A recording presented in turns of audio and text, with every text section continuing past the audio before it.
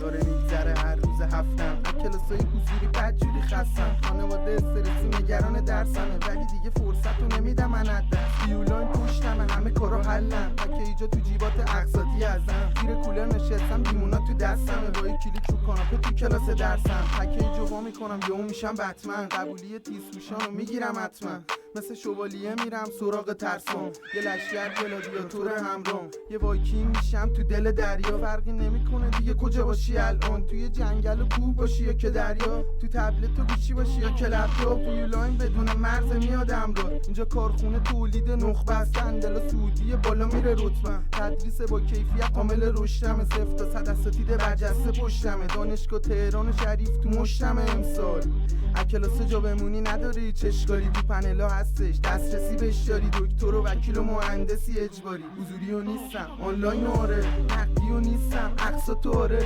پشتیبانی پشتم همه چی رواله، با ویولن سخت ترین درسا باله، حضوری و نیستم آنلاین آره، نقدی و نیستم اقساط آره، پشتیبانی پشتم همه چی رواله، با ویولن سخت ترین درسا باله.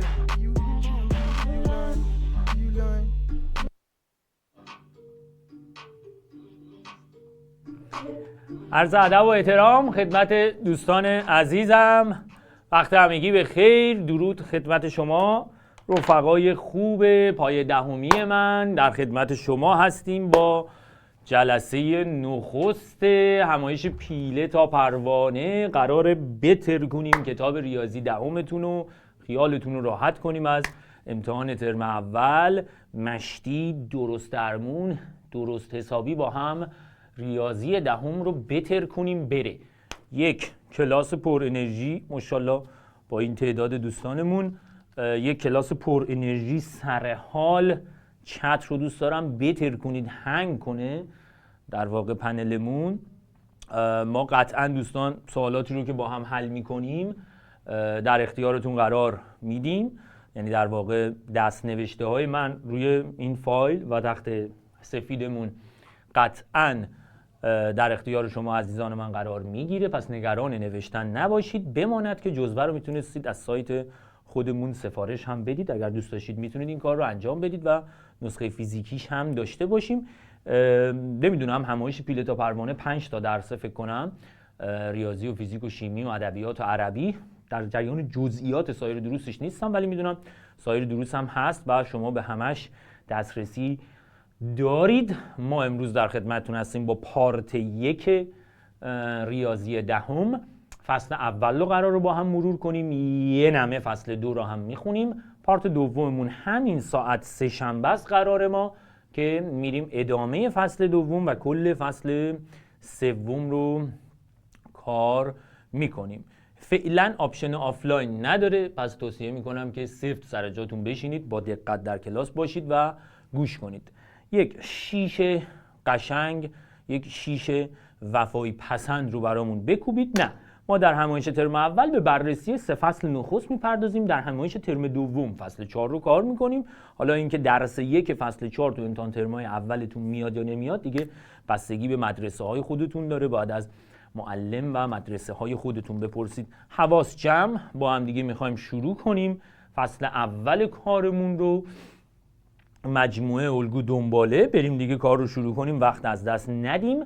ما بچه ها در کلاس های سبک همایشمون یک عدد رنده دستمونه و میخوایم رنده کنیم مباحث رو، یعنی خیلی وقت دل و قلب دادن و گرفتن نداریم، سوالا رو میخونیم با هم حل میکنیم. سبک همایش بدین ترتیبه، هر فصل چند تا درس داره، هر درس رو جدا جدا بهش میپردازیم و سوالات درست غلط داریم، سوالات جای خالی داریم و سوالات تشریحی داریم، عین چیزی که در امتحان نهایی در واقع باهاش مواجهید.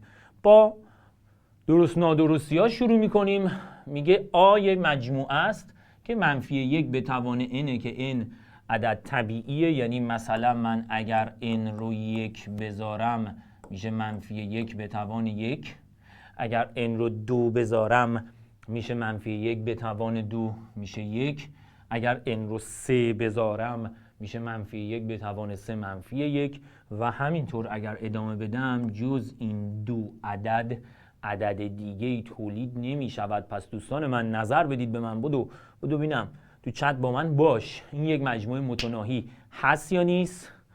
قطع به یقین متناهیه و مورد A من یک مورد درسته. میخوایم بریم سراغ سوال بیمون، اما برای سوال بیمون به یک مقدمه کوتاه نیاز داریم. لازم با من باش. توی ریاضی وقتی مثلا من مجموعه x رو منهای مجموعه y میکنم، جوابش رو چطور می‌نوشتیم؟ جوابش رو میگفتیم x اشتراکش با y پریم. بعد یه قانونی هم داشت، میگفتیم اولی متمم دومی. اولی متمم دومی یعنی چی؟ یعنی اولی هرچه هست می‌نویسم تفاضل به اشتراک، متمم دومی یعنی به جای وای پریم میگم اولی متمم دومی. این قانون بازیمون بود. برعکسش هم داریم ما، یعنی همین قانون میتونه تفاضل رو به اشتراک در بیاره، همین قانون میتونه اشتراک رو به تفاضل برگردونه. بیا ببین، مثلا به من میدن x اشتراک y پریم، من بنا به دلایلی دلم میخواد این اشتراک رو به تفاضل تبدیل کنم. بازم میگم اولی متمم دومی. بیا یعنی میشه خود x منهای متمم دومی. بچه‌ها y پریم رو دوباره متمم کنید چی میشه؟ مجموعه y پریم رو دوباره متمم کنم میشه خود y دیگه. عشق هست. حله. اوکی. این یه مرور ریسک بسیار ماجرای مهمی بود در فصل اول. سوال رو با هم بخونیم. میگه اگر A و B دو زیر مجموعه از مجموعه اعداد صحیح باشن، اوکی، یعنی در مجموعه اعداد صحیح دارم فکر میکنم، A پریم نامتناهیه و B شما متناهیه. در مورد مجموعه A پریم منهای B پریم سوال پرسیده. دوستان من A پریم منهای B پریم اینو میتونید برام به اشتراک تبدیل کنید با قانونی که یاد دادم تو چت.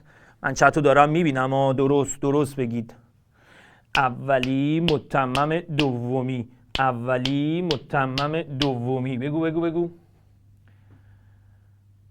تفاضل رو میخوام به اشتراک تبدیل کنم. بچه اولی که خودش آ پریم نوشته میشه، متمم دومی متمم ب پریم میشه بی. درسته؟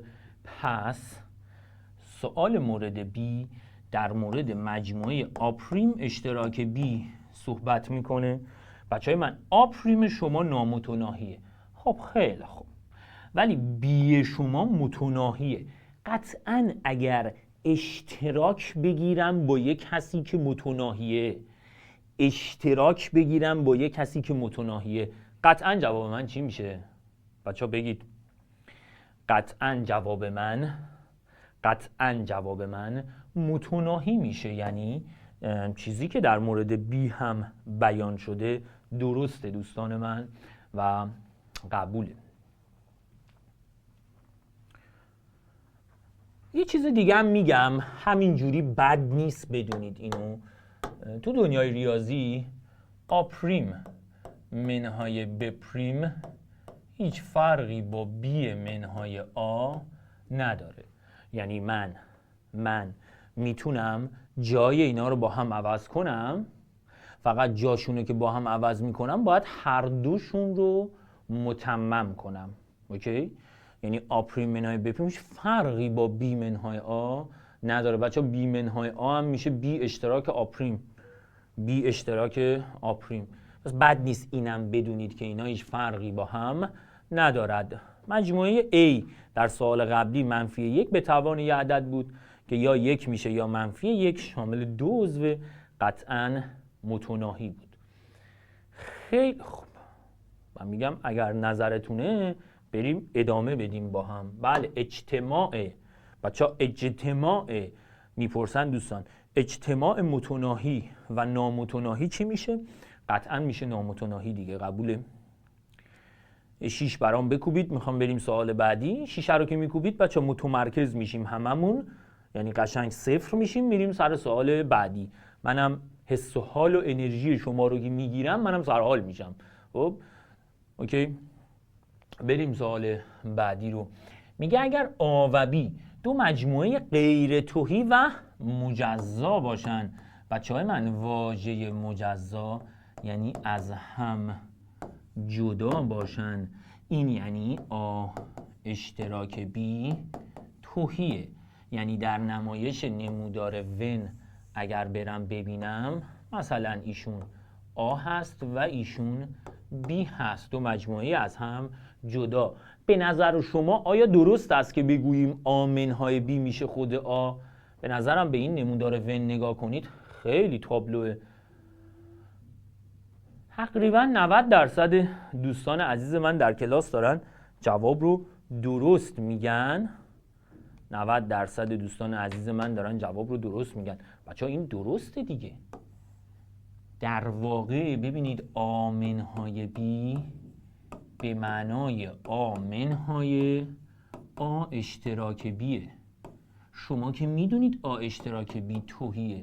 خب اگر از آ تهی را بردارم خط روش میافته؟ نمیافته دورت بگردم. پس جوابش آ میشه. البته که من نظر شخصیم به اینه که با نمودار ونش خیلی راحت تر میتونید قضاوت کنید و نظر بدید. اوکی؟ بریم مورد دی. میگه متممه هر مجموعه نامتناهی مجموعه متناهیه. متمم هر مجموعه نامتناهی متناهیه. غلطه، قطعا غلطه. مثلا شما فرض کنید که من مجموعه اعداد زوج را با مرجعیت اعداد طبیعی، خب با مرجعیت اعداد طبیعی بیام اعداد زوج رو بگیرم یه مجموعه نامتناهی. بچه‌های من متمم این دوستمون میشه اعداد فرد. خب اعداد فردم نامتناهیه. سوال میگه متمم هر نامتناهی متناهیه. نه، غلطه. در واقع بچه‌های من صورت درست این قصه اینجاست که من در مورد متمم یک نامتناهی نمیتونم اظهار نظر دقیقی بکنم. میتواند جوابش متناهی باشد، میتواند جوابش نامتناهی باشد. اینو تو یادتون داشته باشید. پس غلطه که بیام بهش بگم همواره میشه متناهی. این حرف درستی نمی باشد. بریم ساید بعدی کارمون در همون درس اول با پر کردن جای خالی. میگه آ زیر مجموعه ای از بیه. این نماد زیر مجموعه بود رفقا. آ زیر مجموعه ای از بیه و بی مجموعه متناهیه پس من یه آیی دارم که در دل یک مجموعه متناهی قرار داره. بچه ها وقتی آ در دل یک متناهی قرار داره قطعا خود آ چی میشه؟ کلا به شما. قطعا خود آ میشود متناهی. وقتی آ در دل یک مجموعه متناهی قرار داره قطعا خود آ چی میشود؟ متناهی میشود. قبوله؟ میگه اگر عدد 3 در این بازه قرار داشته باشه که دوستان ما یکم بد تایپ کردن، اگر عدد 3 در بازه 2آ منهای 1، اینم بسته است بچه ها، 5آ به علاوه 7 بسته قرار داشته باشد، بزرگترین بازه‌ای که آ در آن باشد کدام است؟ سوال قشنگیه به نظرم. ممنونم از دوستان سرحالمون که حلش هم کردن، جوابشو دارن توی چت میذارن. ببینید عدد 3 شما عضو بازه 2آ منهای 1 و 5آ به علاوه 7. این یعنی چی؟ این یعنی عدد 3 بین این دو عدد قرار گرفته. از 2a منهای 1 بیشتره و کوچکتر مساوی 5a به علاوه 7. بچه ها من یک بار سمت چپ این قصه رو حل میکنم، یعنی مینویسم 2a منهای 1 کوچکتر از 3، پس 2a میشه کوچکتر از 4 و a میشه کوچکتر از 2. یک بار سمت چپ این قصه رو نوشتم. حالا یک بارم میرم سراغ سمت راست این قصه. بچه ها سمت راست این قصه چی میگه؟ میگه 5a به علاوه 7 بزرگتر مساوی 3. میگه 5a به علاوه 7 بزرگتر مساوی 3.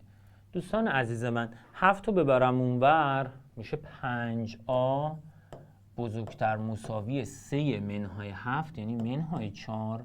یه تقسیم بر 5 بکنم a بزرگتر مساوی منفی 4 پنجم میشه. پس من الان سمت راستش رو حل کردم، سمت چپش رو هم که حل کردم. اوکی بچه ها تو این سبک مسائل که یه بار سمت چپ رو حل میکنید یه بار سمت راست رو حل میکنید، اشتراک این دو جواب مسئله‌تونه. واسه اشتراک گیری هم برای اینکه دوستان من بهتر و قشنگتر ببینن یه محور میکشم که هیچ کسی شک نکنه. یک جواب رنگ سبز دارم بزرگتر مساوی منفی 8 دهم منفی 8 دهم. یک جواب رنگ قرمز دارم کوچکتر از 2. بچه ها این قرمزه و این سبزه اشتراکشون میشه کجا تا کجا؟ خوب نگاه کنید. اشتراک اینا میشه بین منفی 8 دهم تا 2. منفی 8 دهم بسته تا 2 باز. منفی 8 دهم بسته تا 2 باز. بله ممنونیم از دوستانی که جواب رو درست داده بودن. تکرار میکنم هر چیزی که پای تخته می‌نویسیم رو ذخیره میکنیم و قطعا در اختیار شما عزیزان و دوستان خوبمون قرار میدیم. دیگه کامل و مفصل براتون توضیحش دادم. یه نگاه بندازید. یه شیشه خوشگل ما رو مهمون کنید و با هم بریم سراغ مسئله بعدی.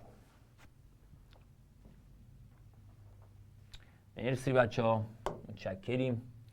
بریم سراغ سوال بعدی. سوال بعدی رو دوست دارم شما فکر کنید در حد 30 ثانیه و نظر بدید.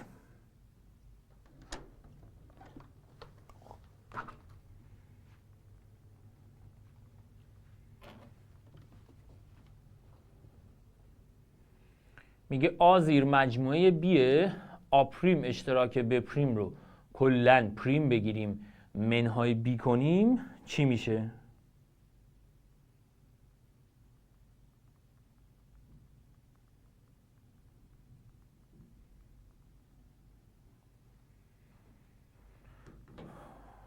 خب بچه ها که نظرشون روی توهیه. خب ببینید چند تا مطلب. اولا که برای اینکه دارید یه جای خالی رو پر میکنید، حتی سوال تشریحی هم باشه میتونید این کار کنید. نمودار ون برید.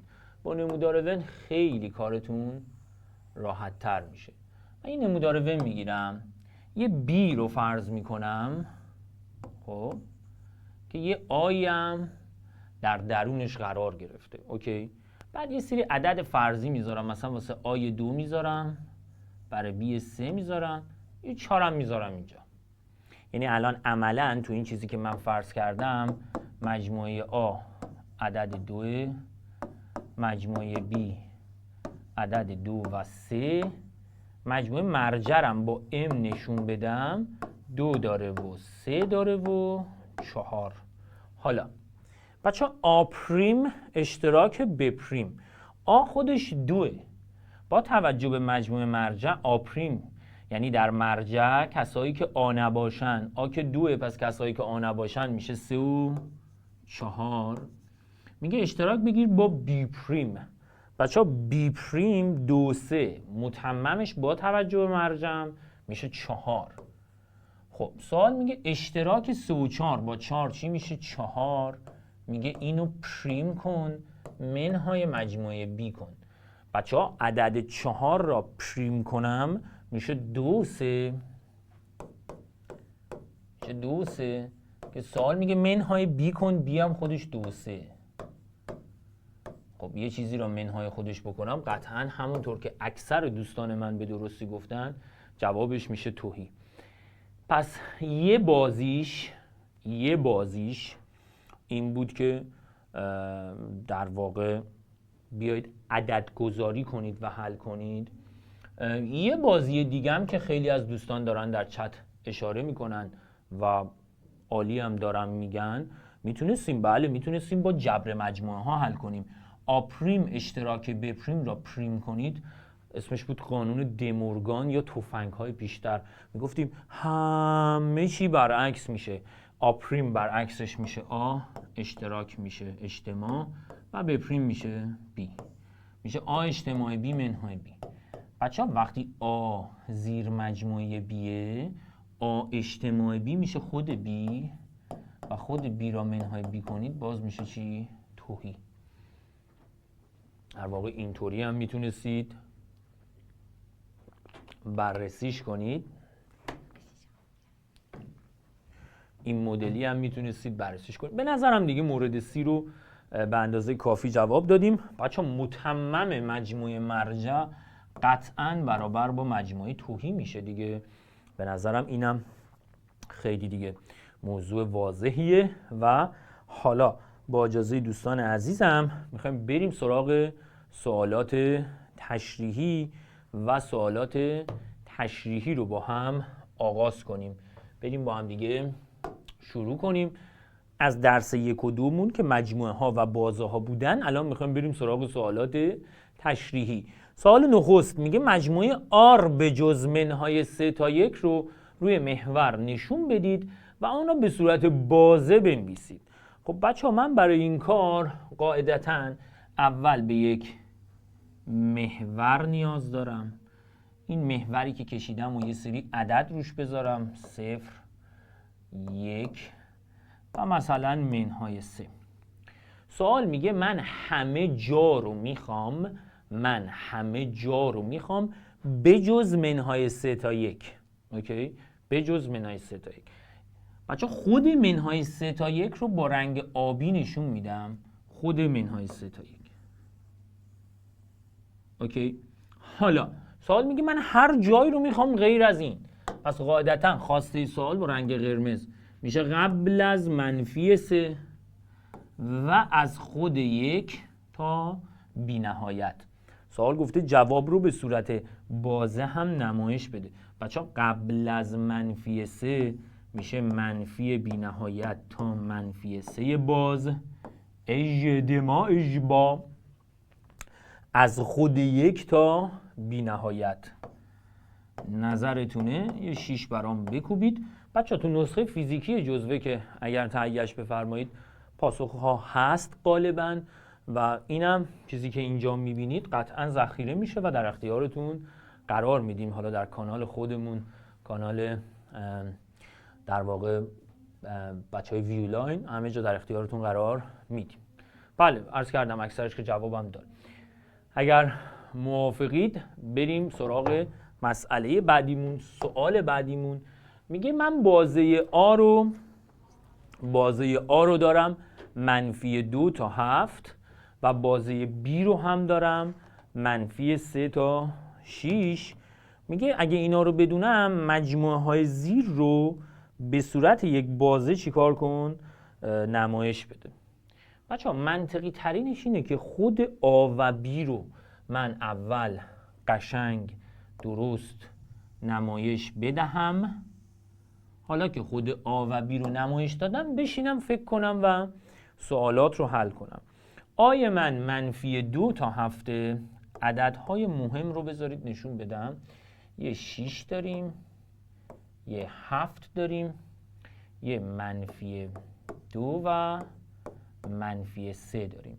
بازه آ از -2 تا 7 با رنگ آبی نشونش میدم و بازه B از -3 بسته است تا 6 باز. این B و اونم آ. حالا که اینا رو نشون دادیم بیایید دونه دونه فکر کنیم. بچه آ اجتماع B، اولین چیزی که میخوام برم سراغش آ اجتماع B رو میخوام بنویسم. بچه آ اجتماع B یعنی جاهایی که یا در آ و یا در B باشن، حداقل در یک کدومشون باشن. مرسی از انرژی دوستان که تو چت جواب میدید. رفقای من، اونجایی که حداقل تو آ یا B هستن یعنی برو شروع کن، هر جا یا آ یا B بود حلاله، میشه از -3 بسته تا 7. دیگه نه توضیحی براش میدید نه دلیلی براش میارید، یه محور میکشید و خلاص تمام. بچه آ اشتراک B چی میشه؟ آ اشتراک B چی میشه؟ آ اشتراک B رو چیکار کنیم؟ یعنی جاهایی که هم آ را دارن، هم آ را دارن و هم B را دارن. بچه ها باید نگاه کنم کجاها هم آبی هم قرمز. اگر خوب نگاه کنید این اتفاق از -2 تا 6 میافته که هم آبیه هم قرمز. فقط -2 شو مجبوری باز بذاری چون آ ندارتش، 6 رو هم مجبوری به خالی بذاری چون B ندارتش، یعنی میشه -2 تا 6. موافقی با من؟ حالا این تا اینجا دقت داشته باشید کسی در اشتراک حضور پیدا می کند که هم در آ باشد و هم در بی باشد. دیگه این مفهوم و معنای اشتراک بود دیگه. موافقید؟ حالا بریم قسمت آخرش که به نسبت چیز سختی رو پرسیده. گفته بی پریم رو منهای آ کن. گفته بی پریم رو منهای آ کن. ببینید من ساده بخوام توضیحش بدم اینطوری میشه. از روی بی پریم رو با رنگ سبز نمایش میدم، یعنی قاعدتا باید برم این سمت و این برم بیام این سمت دیگه. اینجا چون پره در متممش خالی میشه، یعنی این سبزا بی پریم هست. اوکی. حالا سوال میگه لطفاً برو از بی پریم ها قسمت هایی که در آ هستن رو چیکار کن؟ خارج کن. بیاید با هم این کار انجام بدیم. خب من اول این قسمتش رو میبینم بچه ها با من. این قسمتش رو نگاه کنید، از 6 میره تا بی نهایت. من این انقدر که 6 تا 7 و تو آ هست رو بایستی ازش جدا کنم. اگر این کار رو انجام بدم دیگه از 6 نمیره، از چند میره تا بی نهایت؟ از 7 میره، از 7 بسته میره تا بی نهایت. قبوله؟ برای بعضی از عزیزان من سوال میشه که من باید 7 رو ببندم یا باز بذارم. ببین دوست خوبم، عدد 7 در بی پریم حضور داره ولی عدد 7 در آ حضور نداره، پس کنده نمیشه. یه راه دیگم که بود این بود که من بگم ببین پشت آ منفی اومده، پس 7 که در آ خالیه در جواب بسته میشه. همیشه پشت کسی که منفی می اومد باز و بسته بودنش بچه های من برعکس میشد. این خوبه که بدونید. اما یادتون نره به پریم قسطه شما یه قسمت دیگه هم داره که قبل از -3. میگم خب قبل از -3 ها بیایید اون جایی که آ داخلتونه رو بکشم بیرون. هرچی نگاه میکنم در این فاصله خبری از آ نیست، پس چیزی ندارم که ازشون بکنم و کلشون رو می‌نویسم. میشه منفی بی نهایت تا -3 باز. به نظرم خیلی قشنگ بود. بله، برای قسمت پ من که توصیم این راهه که راه ساده ترش بود، ولی برای قسمت پ شما می توانید کار دیگر بکنید. بله بله بله، چرا نشه؟ دورت بگردم بیا. میتونی بگی بپریم منهای آ اولی متمم دومی میشه بپریم اشتراکش با آپریم. بعدم بگی آقا این همون آ اجتماع بیه وفایی که متمم شد. همان آ اجتماع بی است که متمم شد. خب بعد شما که قسمت آ اجتماع بی رو دارید منفی 3 تا 7، پس فقط کافی بود منفی 3 تا 7 رو متمم کنید که قاعدتا میشه از 7 تا بی نهایت و قبل از منفی 3. پس اینطوری هم میتونستید به جواب برسید. بله هر دوش، یعنی هم این مسیر هم این مسیر حلاله. این سوالا اصولاً کسی از شما مسیر حل نمیخواد. یه محور بکش و با دقت جوابها رو بنویس، جوابات درست باشه. اصولاً جوابای آخرش نمره دارن دیگه. ماکسیموم توضیحاتی که میتونستم بدم برای این سوال رو بهتون دادم. حتما در امتحان نهایی محور بکشید، چون محور بکشید هم نمره رو بهتون میدن، هم باعث میشه خودتون اشتباهاتتون بیاد پایین. قسمت دوم رو گفتن دوباره سریع بگو بچه‌ها. اشتراک دیگه، یعنی جاهایی که هم آبی هم قرمزه که خط سبز براش گذاشتم، از منفی 2 تا 6 میشه. آ اشتراک ب یعنی حضور توامان آ و بی.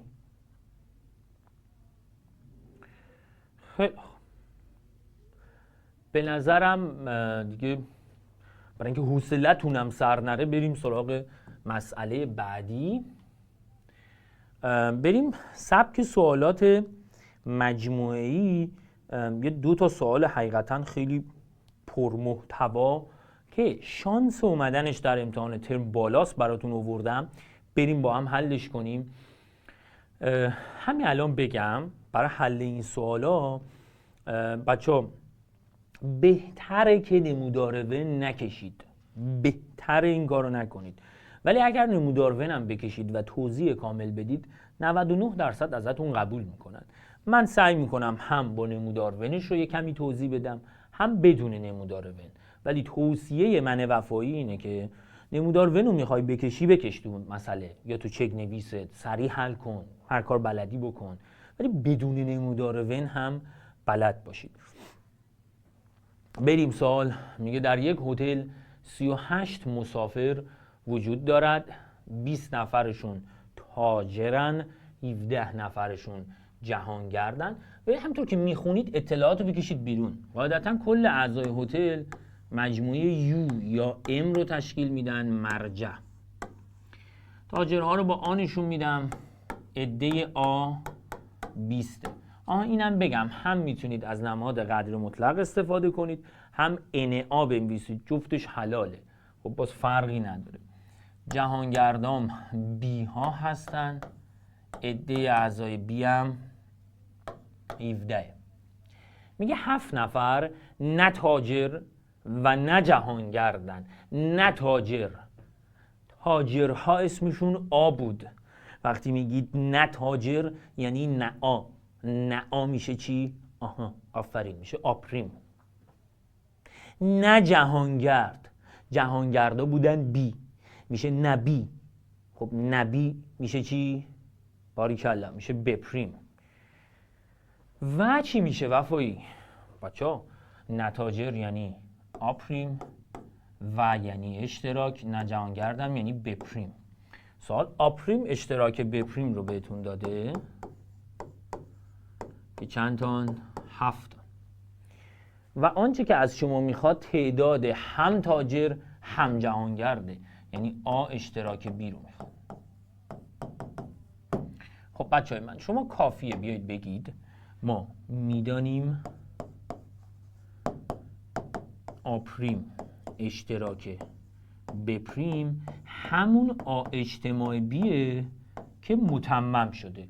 این فوق‌العاده مهمه و بسیار در حل این سبک سوالا کاربرد داره. فوق‌العاده مهمه. آ پریم اشتراک ب پریم متمم آ اجتماع بیه. پس تعداد اعضای آ پریم اشتراک ب پریم همان تعداد اعضای مرجع منهای آ اجتماع بیه. جاگذاری میکنم. داده به من 7، داده به من 30، نداده به من بی تربیت. بچه ها از اینجا قاعدتاً آ اجتماع بی را پیدا میکنیم. چقدر میشه آ اجتماع بی؟ میشه 30 منهای 7 میشه 23.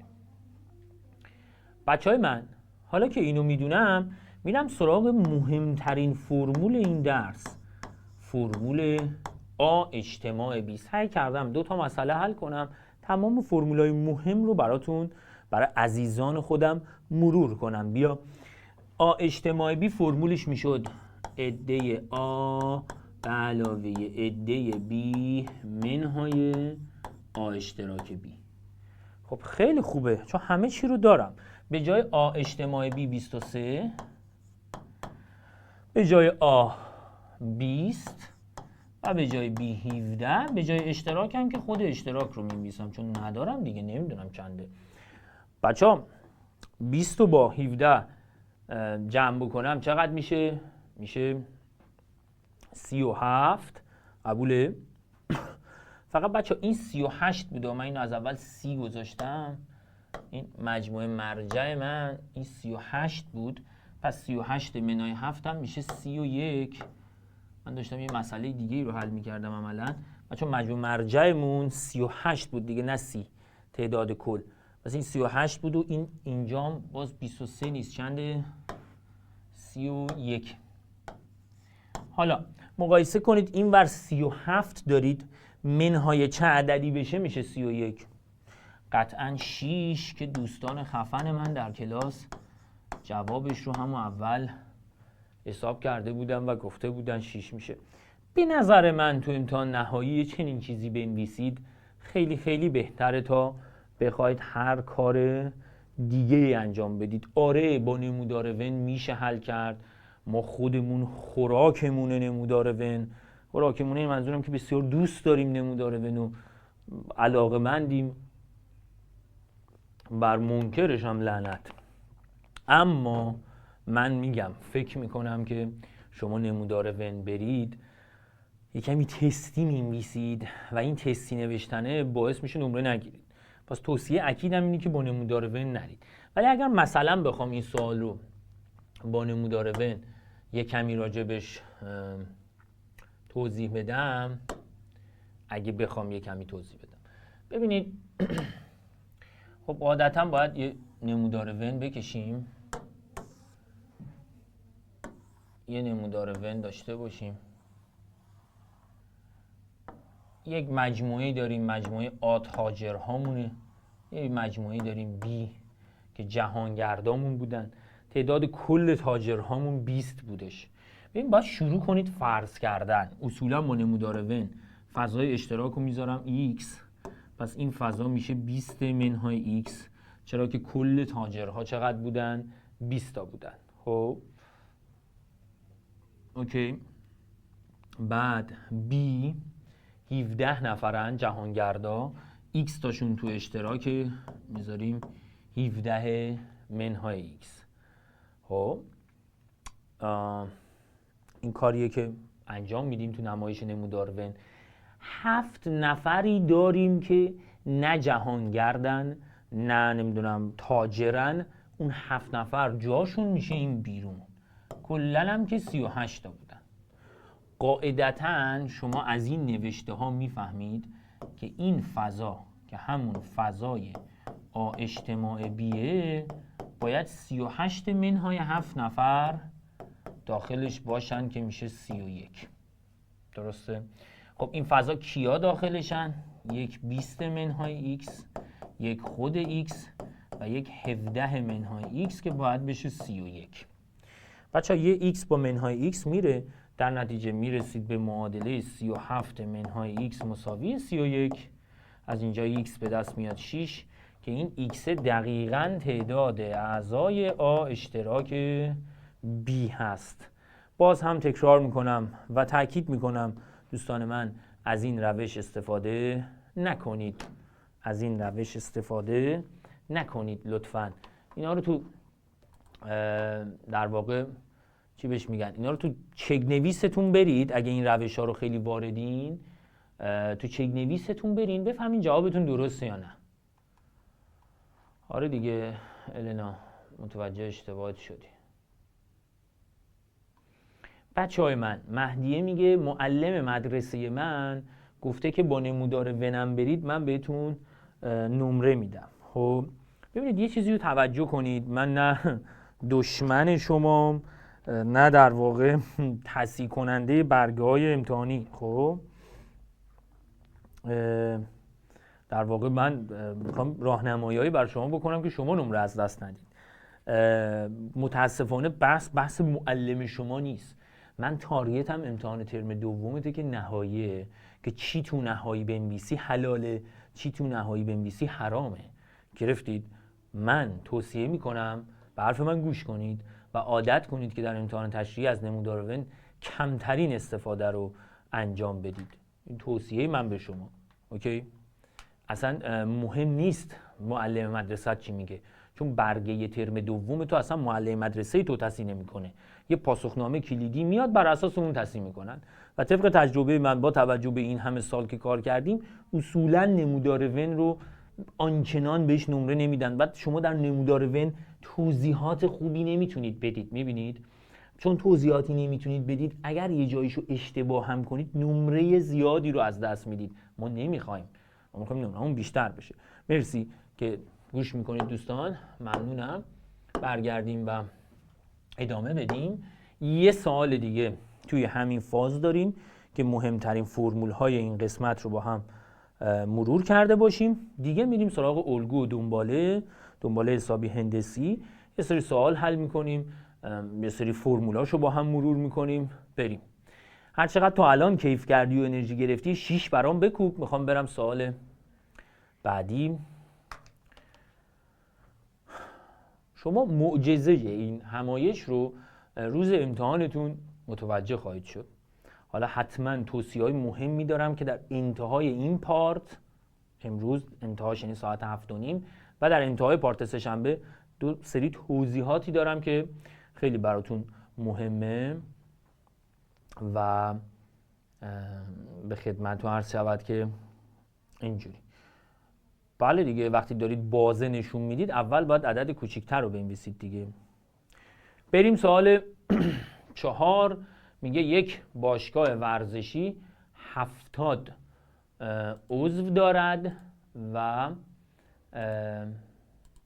خدمتتون عرض شود که 40 نفر عضو فوتبالن، 25 نفر عضو والیبالن، 55 نفر حداقل در یکی از این دو رشته فعالیت میکنن. دوستان من، واژه یا واژه حداقل واژه‌هایی هستن که شما رو میرسونن به اجتماع.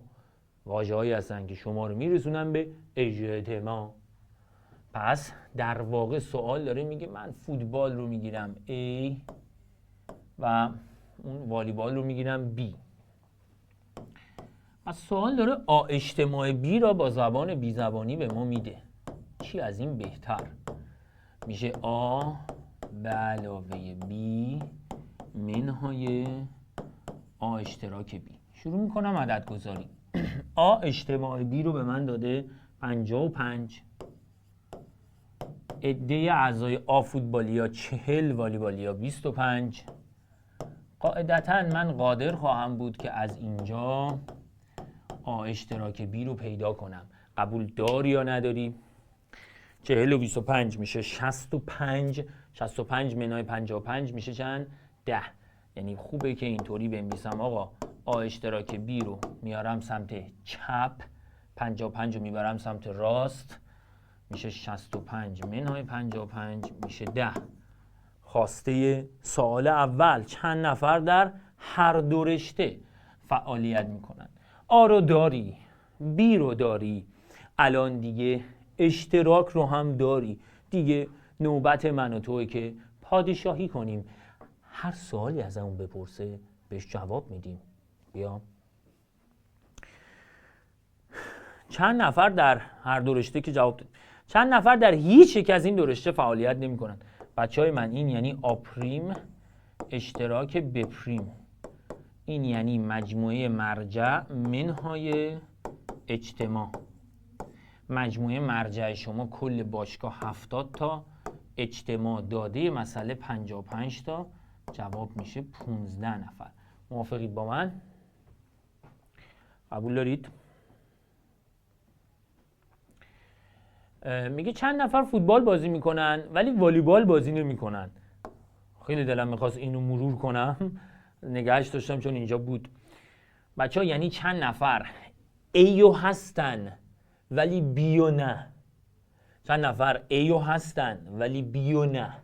خب این یعنی آ منهای بی، یا در واقع قشنگ یعنی آ اشتراک ب پریم. آ رو میخوام ولی بی رو نمیخوام. آ منهای بی دوستان من میشه اولی منهای اشتراک اولی و دومی. بچه اولی آ هست، فوتبالی ها 40 بودن، اشتراک 10 بودن، پس جواب میشه سی. آخریش خیلی سوال خفنیه، خیلی سوال مهمیه. میگه چند نفر فقط در یکی از این دو رشته فعالیت میکنن؟ چند نفر فقط در یکی از این دو رشته؟ بچه فقط در این دو رشته یعنی در واقع جواب سوال آخر که مورد ت هست میشه اندازه یا تعداد آ منهای بی به علاوه تعداد بی منهای آ. نمودار ونش از نظر نمودار ون کجا میشه؟ میخوام بفهمی. این آ این بی. چند نفر فقط تو یکی هستن یعنی هم اینجا رو میخوام آ منهای بی، هم اینجا رو میخوام بی منهای آ. هم آ منهای بی رو میخوام هم بی منهای آ رو میخوام. بچه های من آ منهای بی همطور که گفتم میشه آ منهای آ اشتراک بی، بی منهای آ میشه بی منهای آ اشتراک بی. هستی با من اینو دیگه؟ موافقی دیگه اینو؟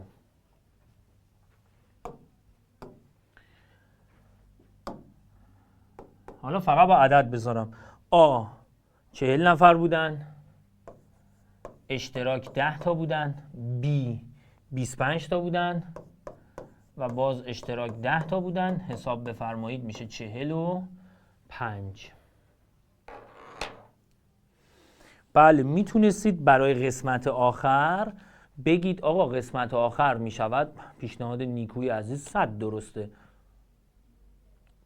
میگه آقا میتونستی آخرش تو این قسمت آخر بگی فضا، بچه میدونید دیگه بهش میگفتن تفاضل متقارن آ دلتا بی.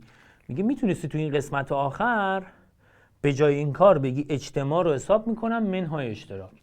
این کارم انجام میدادید دوستان من کاملا درست بود و هیچ ایرادی نداشت. درسته؟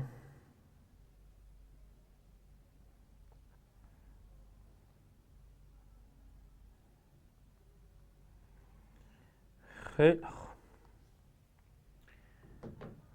آ دلتا بی بهش میگفتن تفاضل متقارن. دو تا مسئله حل کردیم، مسائل پیچیده و سختی حل نکردیم ولی در حد امتحان ترم دیگه، یعنی در حد کتاب داریم کار میکنیم. بله میتونستید بگید آ به علاوه بی منهای 2 تا اشتراک، ولی من نظرم اینه اگر سوال امتحان تشریحی بود یه نمودار ون بکشید، یا بگید آ منهای بی به علاوه بی منهای آ، یا بگید همون که دوستتون گفت اجتماع منهای اشتراک. به نظرم همین دو موردو بگید بهتره. بریم بچه ها ادامه بدیم. میخوایم بریم درس سوم، الگو و دنباله رو با هم کار کنیم. خب بله دیگه تو امتحانات تستی که قطعاً نمودار ون میکشیم، بر منکرش لعنت. بچه‌ها بریم درس سوم و پشتبندش درس 4 که بخش دنباله ها رو هم با هم کار کرده باشیم. سوال رو با هم بخونیم. اولین سوالمون آسونه. میگه دنباله 1 4 9 16 رو در نظر بگیرید و به سوالات پاسخ بدهید. بچه‌ها دنباله الگو مربعی دیگه. AN مساوی N2. هندسی متناظر باهاش رو بکشید. بچه‌ها هندسیش یعنی مثلا تو شکل اول یه دونه نقطه بکشید، تو شکل دوم یک مربع 2 در 2 بکشید، تو شکل سوم یک مربع 3 در 3 بکشید و همینطور این بازی ادامه داره دیگه. الگوی مربعی. میگه اگر اختلاف بین هر دو دوره متوالی، دو دوره که دو جمله بچه‌ها منظورمونه، اختلاف بین هر دو جمله متوالی دنباله فوق رو بنویسیم، دنباله جدیدی حاصل میشه. خب میگه دنباله اختلافاتش رو بنویس. خب یعنی 4 منهای 1 بچه با من 4 منهای 1 3 9 منهای 4 5 16 منهای 9 7 لو رفت دیگه، نه شده اعداد فرد ها. بعدیش قاعدتا 9 و بعدیش 11 و میره جلو. میگه جمله صدومش رو به دست بیارید با فرمول. بچه من بخوام واسه این یه جمله عمومی بگم، قاعدتا اسمشو بذارم AN میشه 2N به علاوه 1 دیگه، نه عدد فرد دیگه. عدد فرد دیگه، 1 بدم بهش میشه 3، 2 بدم بهش میشه 5. اعداد فرد. میگه سپس جمله صدومش رو به دست بیار. جمله صدوم یعنی بیا به جای n بذار 100. خب میشه 2 ضرب در 100 به علاوه 1 میشه 201. موافقید؟ تو این قسمت طبق خواسته سوال گفت عددها رو پشت هم از هم کم کن. 4 منهای 1 5، ببخشید 3، 9 منهای 4 5، 16 منهای 9 7، بعدیش 25 منهای 16 9. دیگه الگوش برام لو رفت، الگوی اعداد فرد. بچه اگر سخت‌تر باشه یا الگوی خطی بهتون میدن یا الگوی درجه 2 که الان یه سوال بریم جلوتر الگوی خطی رو با هم کار میکنیم، چه نکته هایی داشت و در واقع چطور انجام میشد. قسمت ب که بچه الگو مربعی دیگه، مربع کشیدم دیگه، کاری نکردم.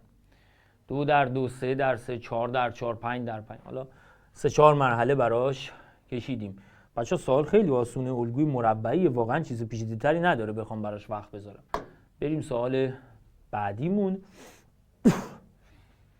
میگه AN جمله عمومی یک الگوی خطیه که در آن A4 17 A10 هم 41. در این صورت AN رو چیکار کنید؟ مشخص کنید. ببینید من یه الگوی خطی رو باید نامگذاری کنم دیگه. خب این نامگذاری داشته باشم بتونم حل کنم. نامگذاریمو اینطوری انجام میدم: ضریبی از n به علاوه b. حالا من گرفتم k ضرب در n به علاوه b. اینکه k و b اسماشون رو چی میذارید واقعا مهم نیست. بچه A4 یعنی جمله چهارمش، یعنی به جای n بذارید 4 میشه 4k به علاوه b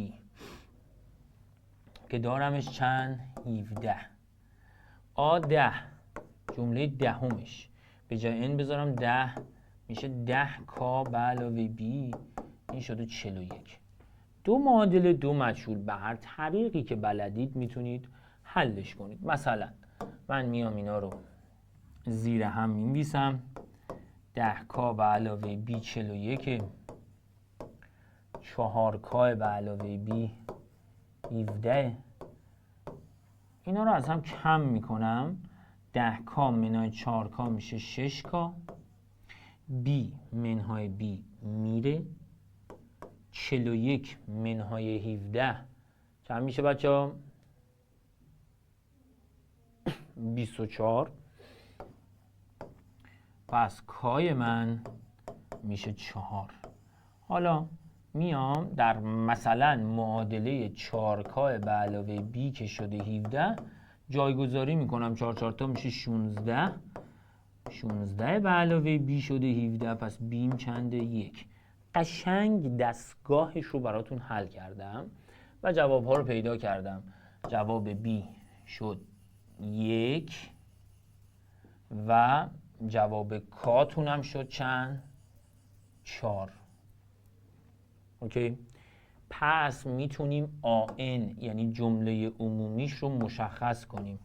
کان میشه 4n به علاوه b که چنده؟ 1. قبوله؟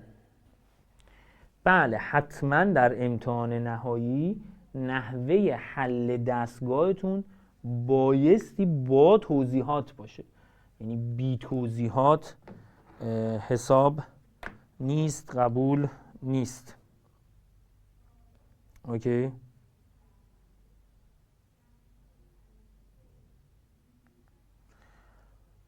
خب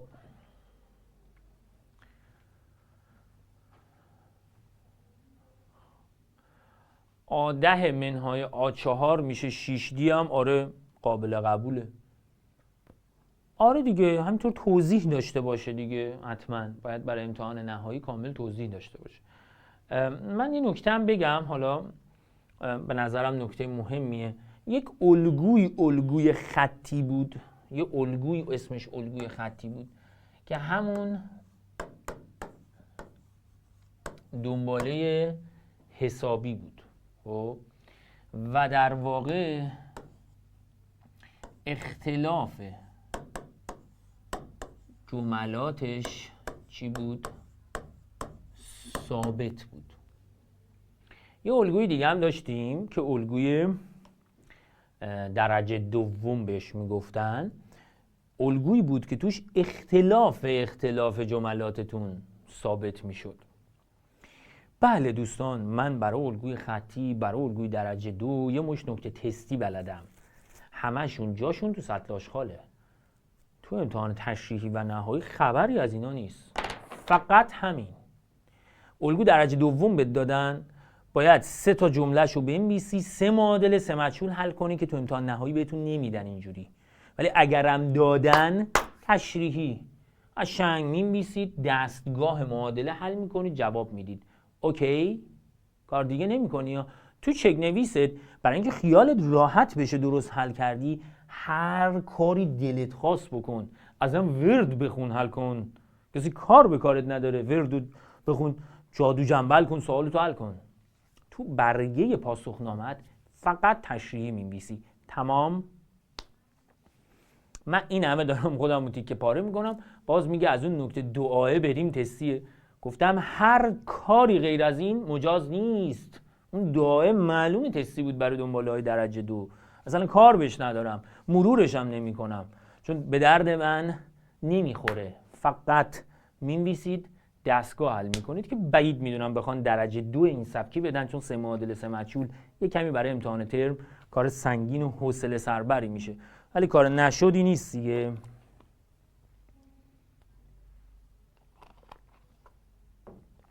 آقا دیگه حله دیگه، به همه حواشی پاسخ دادم دیگه. درجه دوم فعلا تو برنامه‌ام نیست بچه‌ها، توضیح دادم چرا. بریم ادامه بدیم. تعداد پاراخط‌های میگه شکل انوم رو به دست بیارید. خب معلومه دیگه، شکل اول 3 تا 1 پاراخط میبینید، شکل دوم 3 تا 2 تا پاراخط میبینید، شکل سوم 3 تا 3 تا میبینید. پس شکل انوم هم 3 تا n تا پاراخط میبینید دیگه. بماند که میتونید با الگوی خطی هم درش بیارید، مثل کاری که سوال قبل کردیم، ولی تو سوالات هندسی میتونید از الگویابی استفاده کنید، کسی بهتون گیر نمیده. یه دونه دیگه داریم، جمله عمومی دنباله مقابل را میگه بنویسید. بچه‌ها بسیار معروفه، بسیار الگوی مثلثی که راجبش یکم صحبت میکنم و میریم سراغ دنباله حسابی و هندسی. ببینید بچهای من، اصلا عدداشو حفظ باشید. 1 3 6 10 1 3 6 10 1 3 6 10. عدداش هم حتی حفظ باشید. 1 3 6 10. جمله پنجمو میخوای 5 رو به علاوه 10 کن میشه 15. جمله ششمو میخوای 6 رو به علاوه 15 کن میشه 21. جمله هفتمو میخوای 7 به علاوه 21 کن میشه 28. همطور میتونید ادامه بدید. الگوی مثلثی، الگوی سوپر مهم مثلثی با جمله انوم 1 به علاوه 2 به علاوه 3 تا n مجموع اعداد 1 تا n قانون گاوس که میشد n در n به علاوه 1 دوم قابل استفاده در امتحان نهایی. قابل استفاده در امتحان نهایی اوکی استفاده کنید و بهش میگفتن دنباله یا الگوی مثلثی که به نظرم مهمترین الگوی درجه دوم توی کتاب بود. نه نیاز به اثبات نداره، عرض کردم قابل استفاده در امتحان نهایی، قابل استفاده. و اگر به من یه چنین شکلی بدن، نگاه کن،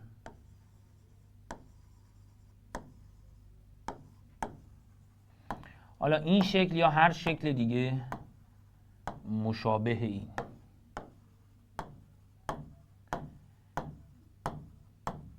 این چه الگویه؟ این چه الگویه؟ ببینید یک به علاوه 2، 1 به علاوه 2 به علاوه 3، 1 به علاوه 2 به علاوه 3 به علاوه 4. هر جایی یه چنین چیزی دیدید، هر جایی قطعاً میتونید برای فرمول این نقاط استفاده کنید از n در n به علاوه 1 دوم. هر جایی یه چنین چیزی داشتید میتونید از n در n به علاوه 1 دوم استفاده کنید. نه فیبوناچی در کتابتون نیامده، نه سوالی میدن که ازش استفاده کنید، نه 1/1000% سوال دادن میشه استفاده کرد، نه اصلا فیبوناچی نمیدن بهتون، هیچی صحبتش نیست. بریم حل. پس این از الگوی مثلثی. یه سوال دیگه هست که قبل از این که برم دنبال حسابی هندسی دلم میخواد سریع براتون بررسی کنم. بیاین. دعا در امتحان نهایی قابل استفاده نیست. دیوونم کردید انقدر اینو تکرار کردم. بعد بزنم رو پیشونیم مثل این که. خب یه تمرین کتاب هست که بالا الان تو ذهنمه. خب حالا دقیق نمیخوام عین اونو بگم، ولی خب تقریبا شبیهش رو میخوام باهاتون کار کنم. تمرین کتاب بود، تو جزوه هامونم داشتیم. میخوام سریع بهش اشاره کنم و از نظر هندسی با هم دیگه الگوش رو پیدا کنیم. از نظر هندسی این چنین سوالی بود، نگاه کنید. شکل اولش یه دونه نقطه داشت، بعدش اینجوری بود، یه مربعی داشت، 2 تا تک بغلاش داشت، بعدیش اینجوری بود، یه 3x3 داشت، بعد یه مثلثی این کنار داشت، یه مثلثی هم این کنار داشت و حالا همینطور این مسیر رو ادامه میداد. ببینید این شکل سومش. شما در شکل سومش چی میبینید؟ یک مربع 3x3 میبینید. تو شکل دومش یک مربع 2x2 میبینید. در شکل اولش مربع 1x1 میبینید. خب پس در شکل انومش یه اندو رو که رو شاخش داره. در شکل انومش یه اندو رو که رو شاخش داره. خب دیگه چی داره؟ ببینید یه مثلثی دارد، 1 به علاوه 2 اینور، اینور هم 1 به علاوه 2. پس یه 2 تا مثلثی داره که فقط جمع اعداد 1 تا n نمیشن، یه شماره کمتر از n میشن، یعنی n منهای 1. خب ادامه میدم.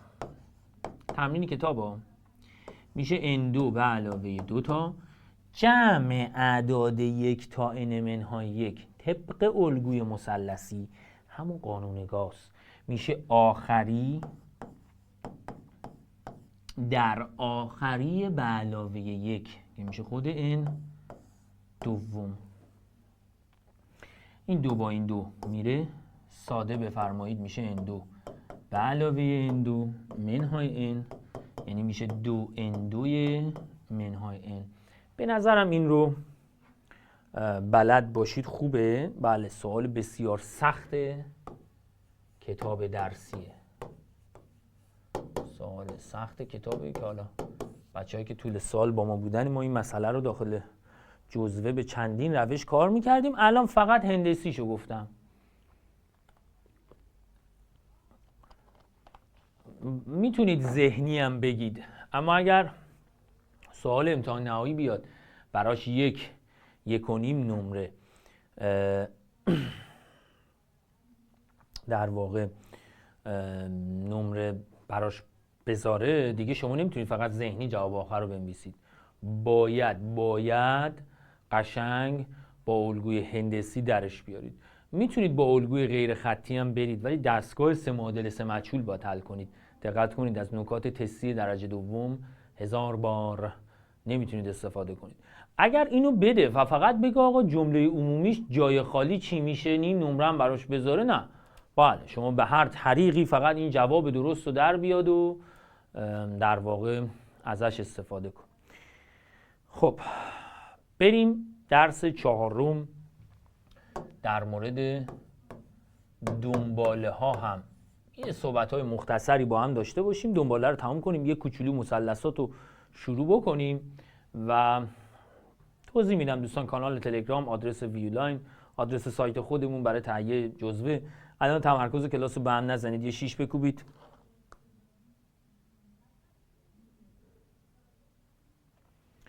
مرسی، دمتون گرم، ممنونم.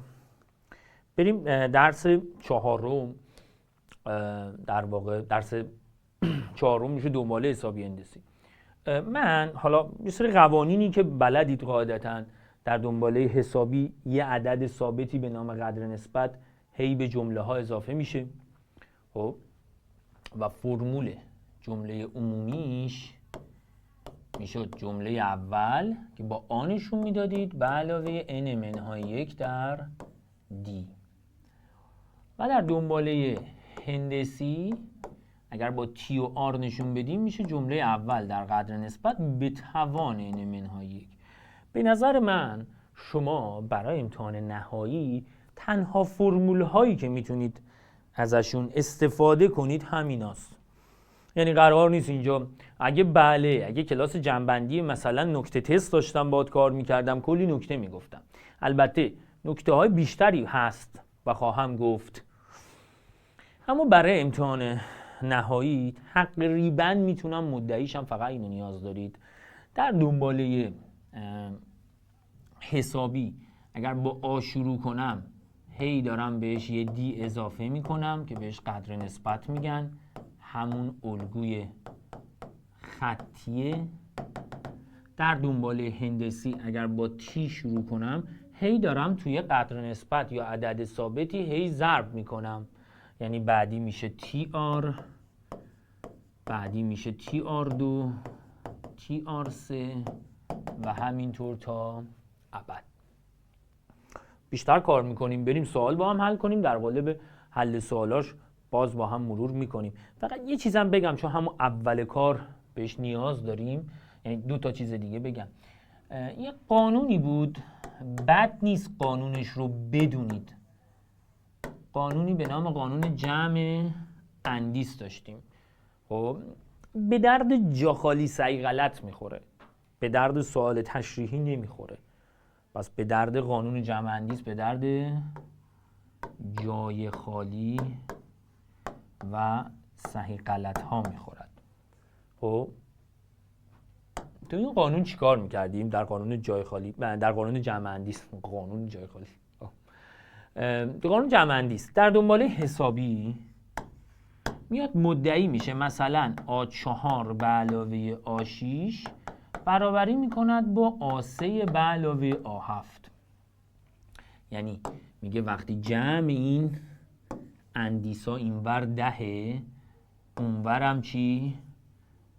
اونورم جمع این اندیسا 3 و 7 چنده؟ 10. میگه جمع 4 و 6 10 جمع 3 و 7 10. پس جمع جملاتشون هم با هم برابره. عرض کردم در جای خالی یا صحیح غلط این نکته رو بلد باشید، نه در سوال تشریحی. در دنباله هندسی چی؟ در دنباله هندسی میگه اگر جمله 4 ضرب در جمله 6 شد برابری میکند با ضرب جمله 3 در جمله 7. یعنی در دنباله حسابی مدل نکته مدل جمع کردنه، در دنباله هندسی مدل نکته مدل تفاضله. اوکی؟ مدل ضربه. تفاضله چه سمیه؟ مدل ضربه. قانون یکیه، میگه جمع شماره ها یا اندیس ها باید یکی باشد. در دنباله حسابی میگه جمع جملاتشون هم با هم برابره. در دنباله هندسی میگه ضرب جملاتشون با هم برابره. قبول؟ یه خلاصه مفید بسیار گفتیم بهتون. بریم با هم سوال حل کنیم. قطعا لازم میشه نکات بیشتری رو با هم مرور کنیم که مخلصتون هم هستیم و انجام میدیم. بله کلا ماجراهای هندسی شبیه حسابیه، فقط همه چیز جمعاش تبدیل میشه به ضرب. کلا مدلش اینطوریه. خب بریم درستی یا نادرستی. میگه دنباله وجود ندارد که هم حسابی باشد و هم هندسی. جزو صحیح غلطهای کتاب درسیتونه. میگه دنباله وجود ندارد که هم حسابی باشد و هم هندسی. قطعا غلطه. دنباله ثابت، مثلا دنباله 6 و 6 و 6 و 6 و تا صبح 6 هم حسابی است با قدر نسبت 0 هم هندسی است با قدر نسبت 1. وفای قدر نسبت دنباله حسابی میتونه 0 باشه؟ آره دورت بگردم میتونه 0 باشه، حلاله. هندسی میتونه 1 باشه؟ آره دورت بگردم اونم میتونه 1 باشه و هیچ مشکلی نداره. اوکی؟ قبول تا اینجا؟ میگه در دنباله حسابی اگر A7 به علاوه A8 باشه 20، آنگاه مجموع 3 و 12 میشه 40. بچه ها مجموع 3 و 12 به نظر من که باید مساوی باشه با A7 به علاوه A8 طبق قانون جمع اندیسی که بهتون گفتم. پس اگر اون 20 اینم 20 40 نیست. مورد B تونم مورد غلطیه. پر کردن جای خالی. میگه اگر به قدر نسبت دنباله حسابی 4 واحد اضافه کنیم به جمله دهمش چقدر اضافه میشه؟ ببینید جمله دهم یک دنباله حسابی میشه آی به علاوه 10 منهای 1 در دی. درسته؟ یعنی جمله دهم میشه آ به علاوه 9 تا دی. بچه شما دی را تبدیل کنید به دی به علاوه 4، 9 برابر دی هم تبدیل میشه به 9 تا دی به علاوه 4، پس میشه 9 تا دی به علاوه 36. پس به جمله دهمش چقدر رفقای من اضافه میشه؟ 36 تا. موافقید؟ ممنونیم از دوستان که همینجور جوابها رو سریع میذارن.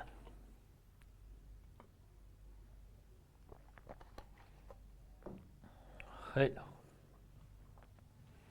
یه موضوع بسیار مهم در این فصل بحث واسطه هاست. بحث واسطه در دنباله حسابی، بحث واسطه در دنباله هندسی به نظرم جزو مهمترین ماجراهای این فصله. پس یکم راجبش میارزد که صحبت کنیم و بعد بشینیم با هم دیگه مسئله رو حل کنیم. یکم راجع به بحث واسطه ها صحبت کنم.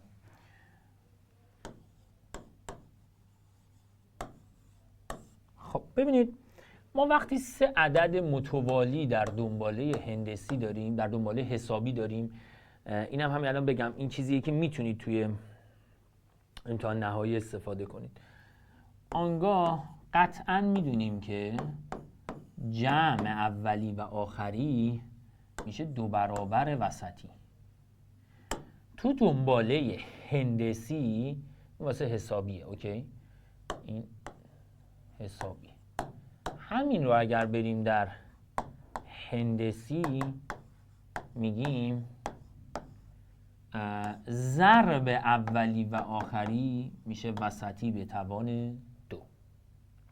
پس من میتونم بگم که B را که میشود A به علاوه C دوم میگن واسطه حسابی 2 عدد A و C. یعنی به شما بگن واسطه حسابی 2 عدد رو پیدا کن، فقط میانگین میگیری، جمع میکنی تقسیم بر 2. بچه از این پایینی هم میفهمم B میشه رادیکال A ضرب در C و اینطوری به این بیه میگن چی؟ B رو میگن واسطه هندسی 2 عدد A و C. اینم بذارید درست بنویسم. دیگه جزو بچه ها بیسیک ترین ماجرای یه دنباله است که باید بلد باشی.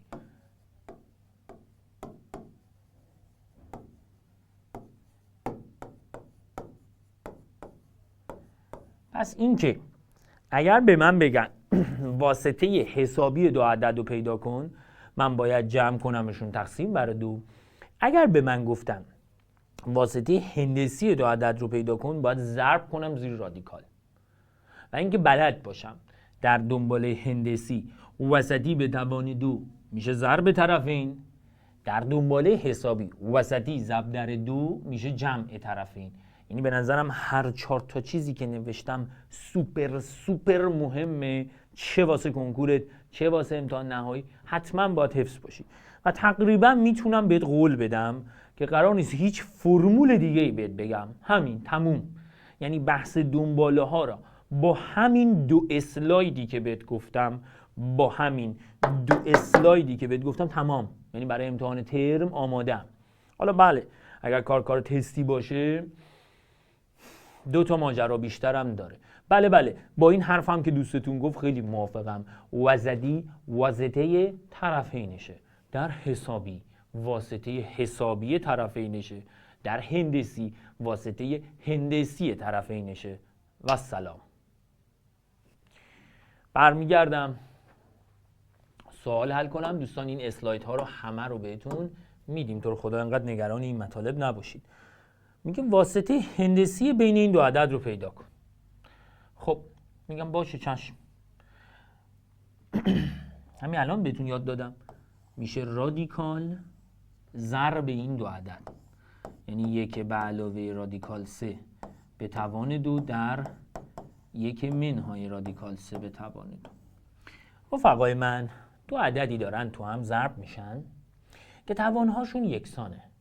من میتونم اول تو هم ضرب بکنم، بعد به توان 2 برسونم. یعنی میشود 1 منهای رادیکال 3 در 1 به علاوه رادیکال 3 حالا به توان 2. اینم که خود جنس دیگه، اتحاد موز هست.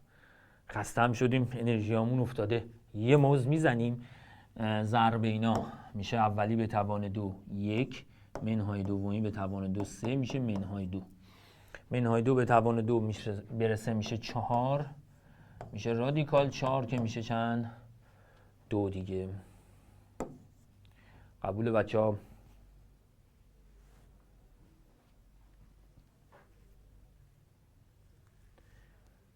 واسطه هندسی این 2 عدد میشه 2. میگن که چرا اینجا توان 2 گذاشتی؟ چون خودشون توان 2 داشتن دیگه. من به توان 2 نرسوندم، آلردی داشتن، من به توان 2 نرسوندم. واسطه هندسی دو عدد طبق توضیحاتی که براتون واضح و شفاف دادیم میشه رادیکال ضربشون. ضربشون رو محاسبه کردیم شد 4 و رادیکال 4 شد چند؟ 2. یا میتوانید اگر این مدل نوشتم براتون سخت میشه، مثلا اسم این واسطه رو بذارید یه محمد، بگید آقا جان طبق تعریف این محمده به توان 2 بعد بشه ضرب اینا، بعد ضرب اینا رو محاسبه بکنید. حالا هر جوری که راحتید، من و دوستاتون با اتحاد مزدوج حسابش کردیم.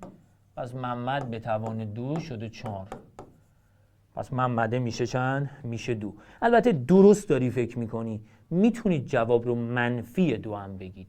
یعنی واسطه هندسی در واقع میشه رادیکال ضربشون، اوکی، ولی یا مثبتش یا منفیش جفتش حلاله. یعنی اگر منفیش هم بگید هیچ مشکلی نداره، هر جوری راحت ترید. بله، یعنی هم مثبت 2 جوابه هم منفی 2 دیگه. هر دو مدل رو بنویسید اوکیه. بله، قاعدتا میتونستید اینا رو به توان 2 برسونید بعد ضرب بکنید، فرقی نداشت، باز توش رادیکال میومد و باز هم باید اتحاد مزدوج بزنید. و مطمئن باشید همینی که براتون نوشتم به نظر من شفاف ترینشه. حالا یا این یا اونی که اون بالاست. به نظرم دیگه خیلی روش وقت گذاشتیم، بریم سراغ سوالات تشریحی. یک کمی روند رو میخوام سریعتر ببرم جلو بچه‌ها. بریم با اولین مسئله‌مون شروع کنیم. یه تقریبا فکر میکنم 7-8 تا سوالی داشته باشیم از این. تازه فصل اول رو تموم میکنیم. بریم. میگه مقدار x رو طوری محاسبه کنید که 2x به علاوه 1 5x 12x منهای 4 به ترتیب 3 جمله متوالی از یک دنباله هندسی بشن. خب همین الان داشتیم کار میکردیم که آقا جان وقتی 3 جمله پشت هم هندسی رو داریم، ضرب اولی و آخری در هم برابر می شود با وسطی به توان 2. درسته؟ خیلی خوب بچه، 12x ضرب در 2x میشه 24x2. 12x ضرب در 1 میشه خود 12x. منهای 4 در 2x میشه منهای 8x. منهای 4 در 1 میشه منهای 4.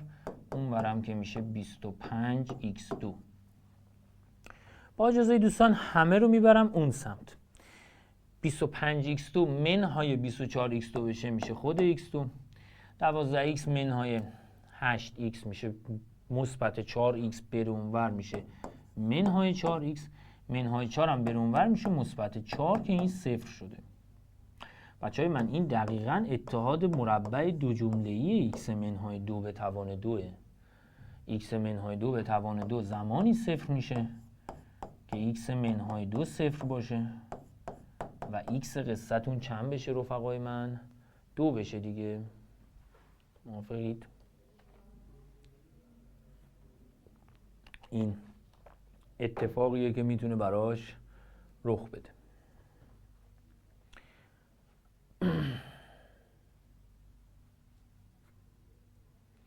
بله دیگه، اگر جمله مشترک میشد اون موقع 2 تا جواب داشت. سوالم که x رو میخواد و بچه ها من x رو هم که محاسبه کردم براتون. بریم سراغ سوال بعدی. میگه در یک دنباله حسابی مجموع 3 جمله اول منهای 6 هست، مجموع 3 جمله دوم 21. جمله عمومی رو مشخص کنید و بگید که جمله چندمش میشه 61. دیگه هرچی میتونست پرسید. بچه ها جمله اول آ به علاوه دی، جمله دوم، جمله سوم آ به علاوه 2 دی، جمله چهارم آ به علاوه 3 دی. هیچ ایده ای نمیخوام بزنم، خیلی ساده. جمله پنجم آ به علاوه 4 دی و جمله ششم آ به علاوه 5 دی. خود سوال میگه جمع ستای اول جمع ستای اول شده چقدر؟ منفی 6. بچه ستای اول رو با هم جمع بکنید میشه 3 تا آ به علاوه 3 تا دی شده منفی 6. بریم سراغ جمع ستای دوم. دوستان من ستای دوم میشن این ستا، جمله 4 و 5 و 6. جمع اینا میشه 3 آی به علاوه 7 دی 5 دی 12 دی که این شده 21. با اجازه دوستانم من الان 2 معادله دارم و 2 مجهول، باید حلش کنم تا آ و دی رو چیکار کنم؟ محاسبه کنم. من بالاییه رو 1 تقسیم بر 3 میکنم تا ساده شه، پایینیه هم 1 تقسیم بر 3 میکنم، گناه که نیست. میشه آ به علاوه دی مساوی منفی 2. اینو تقسیم بر 3 کنم میشه آ به علاوه 4 دی مساوی 7. خیلی خوب بچه های من الان 2 معادله دارم 2 مجهول. بیایید اینا رو از هم کم بکنیم. بچه با کم کردنشون منفی 3 تا دی میشه منهای 9. پس دی قصه شما میشود 3. اگر دی را در معادله اول جاگذاری کنید بچه ها که آ به علاوه دی مساوی منفی 2 آ به دست میاد منفی 5. یعنی من هم آ رو حساب کردم هم دی رو حساب کردم. دیگه اینکه دستگاهتون رو چطور حل میکنید واقعا هر جوری که خودتون راحتید. شما حل دستگاه رو دوستان من از پایه 9 آموختید دیگه، هر جور راحتید. پس من در دنباله حسابیم جمله اول که با آ نشونش میدم منفی 5 و قدر نسبت که اختلاف ثابت جملات مثبت 3. جمله عمومیش رو گفت بنویس. بچه های من جمله عمومی میشه آ به علاوه n منهای 1 در دی. جاگذاری بکنم جمله عمومیش آ که منهای 5 به علاوه n منهای 1 در 3. میگه حالا مشخص کن که جمله چندم این دنباله برابر با 61. یعنی من باید اینو مساوی قرار بدم با 61. بچه منفی 5 رو میبرم اون ور، n منهای 1 در 3 میشه 66. طرفین رو به یه 3 ساده کنم n منهای 1 میشه 22 و منهای 1 رو ببرم اون ور n میشه 23. یعنی سوال دنبال جمله چندم میگشت رفقای من؟ جمله 23. اینم دیگه در واقع حل و بررسی 0 تا 100 این مسئله. میتونن چنین سوالی رو هم بدن عنوان یه سوال به نسبت سخت برای امتحان ترم. در صورت فکر نکنید که مثلا دیگه حرام چنین سوالی، نه، میتونن چنین سوالی رو بدن. بریم دوستان، عرض کردم یه کمی آخر کارمون رو سریعتر ببریم جلو که از نظر طولی هم کارمون پیش بره. میگه در یک دنباله هندسی جمله 4 1 یعنی T4 1 میدونید دیگه میشه T جمله اول در R به توان 1 کمتر از شماره و همچنین جمله هفتم 8 که میشه TR 6. گفته همه چیز رو پیدا کن. من میام جمله هفتم رو بر جمله 4 تقسیم میکنم میشه 8 یکم، یعنی TR6 رو بر TR3 تقسیم میکنم. بچه ها تی که با تی میره در اینجا 8 میشه R به توان 6 منهای 3. تی با تی میره، دو عبارت با پایه یکسان دارن با هم تقسیم میشن، توانهاشون کم میشه. 8 2 به توان 3 است، R به توان 6 منهای 3 هم R به توان 3، پس Rتون 2 بوده. سوال جمله اول رو هم میخواد. مراجعه میکنم به T4 که 1 میشد و میشه TR3. R به توان 3 که 2 به توان 3 8، یعنی تی ضرب در 8 میشه 1. پس تی جمله اول این دنباله هم چنده بچهای من؟ 1/8. کلا دیگه این خیلی چیز مقدماتیه که من به شما 2 جمله از یک دنباله هندسی را بدهم و بگم آقا مثلا جمله اول و قدر نسبتش رو پیدا کن. تو دنباله حسابی حل دستگاه دو معادل و دو مجهولیش با کم کردن از همه، در دنباله هندسی حلش با تقسیم کردن بر همه که دارید ملاحظه میفرمایید. خیلی میگیم مقدار x رو به گونه‌ای بیابید که این سه عدد تشکیل دنباله حسابی بدن و جملاتش رو بنویسید و در واقع قدر نسبتش رو هم پیدا کنید. خب ببینید بچه‌ها، مشابه این سوال رو در هندسی حل کردیم، حالا حسابی رو داریم. در حسابی گفتیم جمع جمله اول و آخر، خیلی آسونه تو حسابی، جمع جمله اول و آخر می شود 2 برابر وسطی. 2x با 3x میشه 5x، 1 با 3 میشه 4، 2 برابر 2x میشه 4x، 2 برابر منهای 4 میشه منهای 8.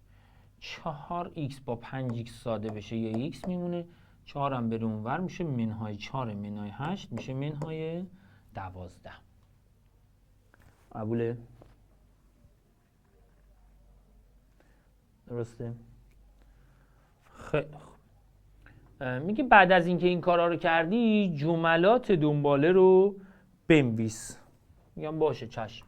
بچه چیزی نگه اصولا واضح میکنم براتون، ولی چیزی نگه چپ به راست میگیرید. یعنی این جمله 1، این جمله 2، این جمله 3. به جای x میذارم -12 و این A1 و A2 و A3 رو حساب میکنم، چون سوال گفت جمله هاشو بنویسید. بچه دیگه جاگذاری دیگه، اولی میشه منهای 23، دومی 2x منهای 4 میشه منهای 28 و سومی منفی 33 و این داستان ادامه دارد. اگر به شما بگویند دی را حساب کن، قدر نسبت، میاد جمله دوم را منهای جمله اول میکنید، یا اینطوری بگم میاد یه جمله ای را پیدا میکنید منهای قبلیش میکنید. اوکی؟ یعنی میشه منفی 28 منهای 23. دوستان من اینو حساب بکنید میشه منفی 5.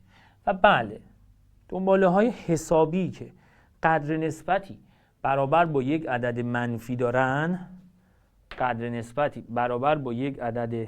منفی دارن، اینا دنباله هایی هستند که دوستان من در واقع نزولی هستند، یعنی با افزایش شماره جملات دارن همینجوری کم و کمتر میشن. یه چنین داستانی رو دارند. خیلی بریم با هم ادامه بدیم. یه شیش خوشگل برام بکوبید لطفاً.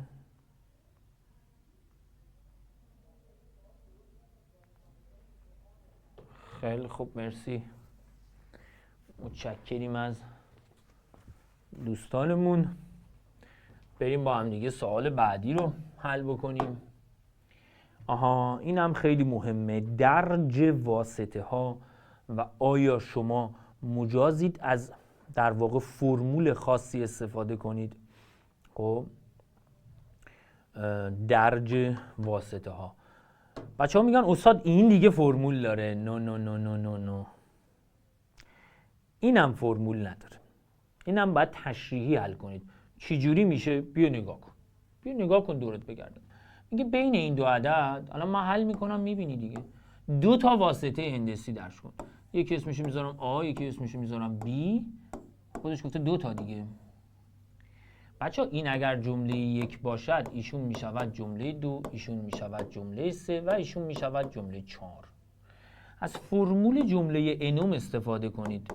جمله چهارم میشه جمله اول در قدر نسبت به توان 3. پس جمله چهارم من که 162، جمله اول من که 6 هست ضرب در R3. بچه 162 را به 6 ساده کنید دقیقا میشه 27. طرفین رو به 6 ساده میکنم، 27 میشه R3. پس آرش چنده؟ 3. یعنی برای پیدا کردن اینا باید اینا رو بیاید ضرب در 3 کنید. پس اولی 6 بود، بعدی 6 ضرب در 3 یعنی 18، بعدی 18 ضرب در 3 یعنی 54 و بعدی هم که 54 ضرب در 3 به درستی میشه 162. پس من اون دو تا چیزی که سوال هاست رو حساب کردم. الان برای دنباله حسابی هم براتون توضیح میدم بدون هیچ فرمولی. من تنها فرمولی که استفاده میکنم، تنها فرمول اینی که آقا جان TN میشه T در R به توان N منهای 1. تنها فرمولم اینه. T1 T2 T3 T4. چرا 2 تا گذاشتم؟ سوال گفت 2 واسطه درج کن، یعنی 2 عدد بذار اینجا. خب T4 TN باشد میشه T1 ضرب در R به توان 4 منهای 1. T4 جمله 4 رو داده، T1 6 داده. از اینجا به سادگی تونستم R قدر نسبت رو به دست بیارم. حالا میام میگم آقا قدر نسبتم 3 دیگه، دنبالم هم هندسی، یعنی من باید هی ضرب در 3 کنم، هی ضرب در 3 کنم، هی ضرب در 3 کنم. این مسیر رو به سادگی انجام دادیم.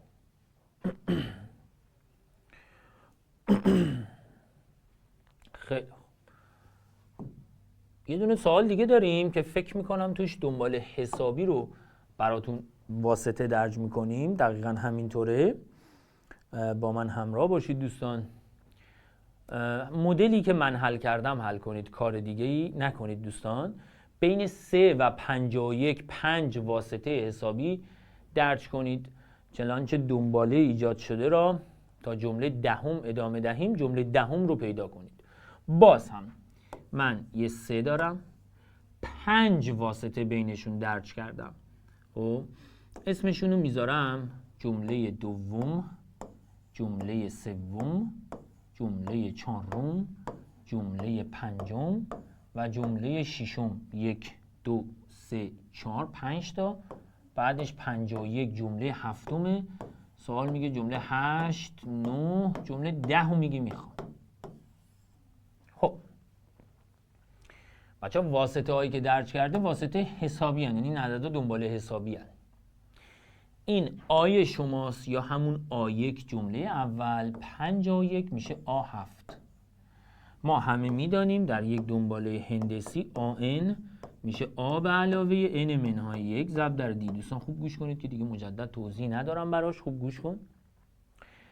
پس میام آ7 رو میگم میشه آ به علاوه 6 دی. آ7 رو میگم آ به علاوه 6 دی. حالا جمله هفتم که میدونم 51، جمله اولم که میدونم 3. قاعدتاً از اینجا 6 دی میشه 48، پس دیتون میشه 8. درسته؟ پس من تونستم در واقع قدر نسبت رو چیکار کنم؟ قدر نسبت رو پیدا کنم.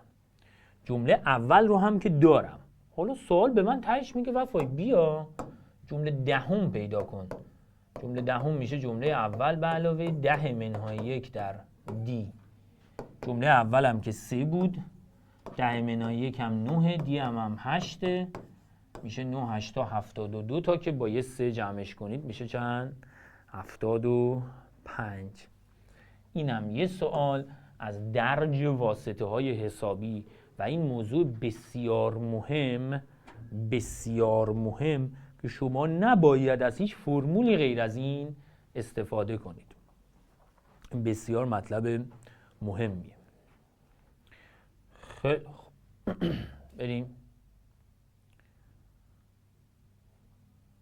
بریم سراغ سوال 7.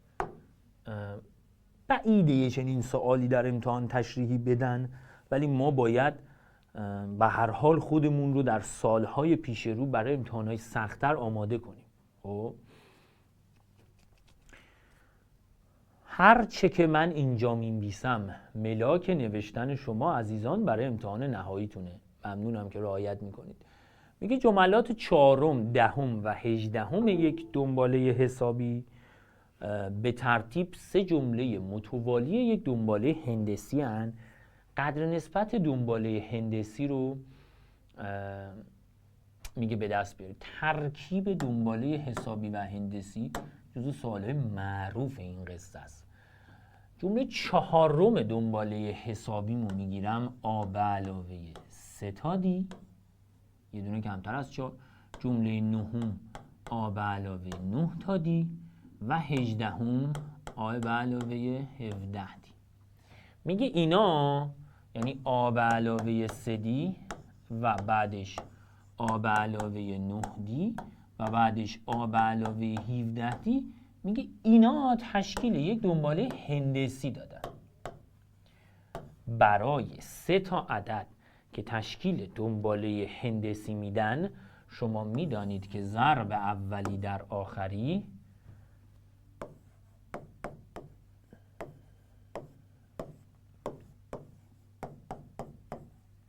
برابر می شود با وسطی به توان 2. اینو میدونید. قبلا هم ازش استفاده کردیم. وسطی وازده هندسی طرفینه، یعنی وسطی به توان 2 میشه ضرب طرفینش. با آرامش در هم ضرب میکنم.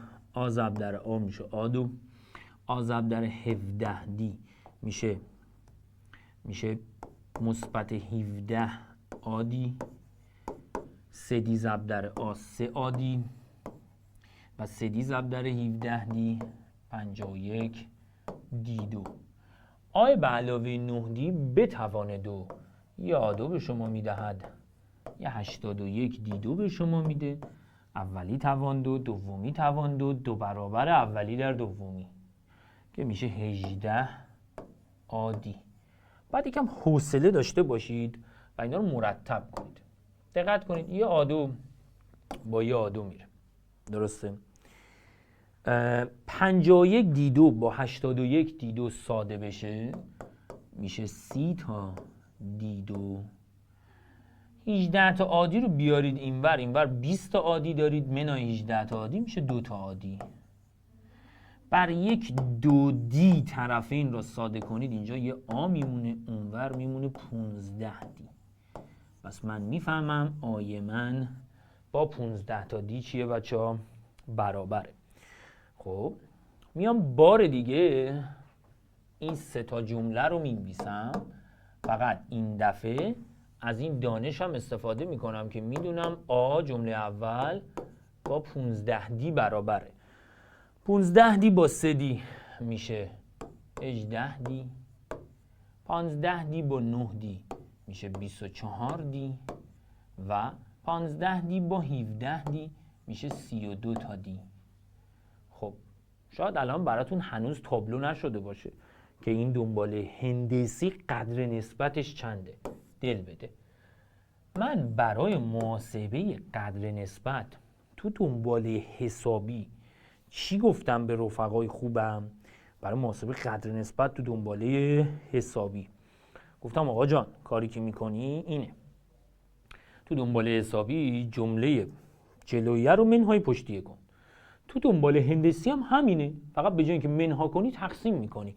یعنی من الان 24 دی را بر 18 دی کافیه تقسیم کنم تا قدر نسبت به دست بیاد که رفقای خوب من اینا ساده میشن به یه 6 و قدر نسبتش میشه 4 سوم و بالاخره این سوال حل شد که به نظرم یکی از سخت‌ترین سوالات امروز ما بود، امشب ما بود.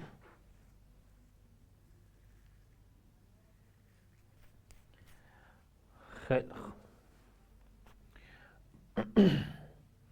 ترکیب دنباله حسابی و هندسی بود، گفتم به عنوان یه سوال سخت اگر بدن. بعد در کنکور که تا دلتون بخواد این سبک سوال داشتیم. بریم سراغ یکی دو تا سوال بعدی و بالاخره فصل اولتون رو تموم کنیم. توضیحات لازم رو بدم. فکر نمی کنم فصل دوم بتونیم شروع کنیم. ان شاءالله فصل 2 و 3 جمع جورتر حقیقتا بهشون میپردازیم و یکم هم خواهش دارم از دوستانم که برای در واقع فصل 2 و 3 یکم آماده بیایید، یه مروری چیزی داشته باشید که ما ان شاءالله روز سه‌شنبه بتونیم کارو تموم بکنیم.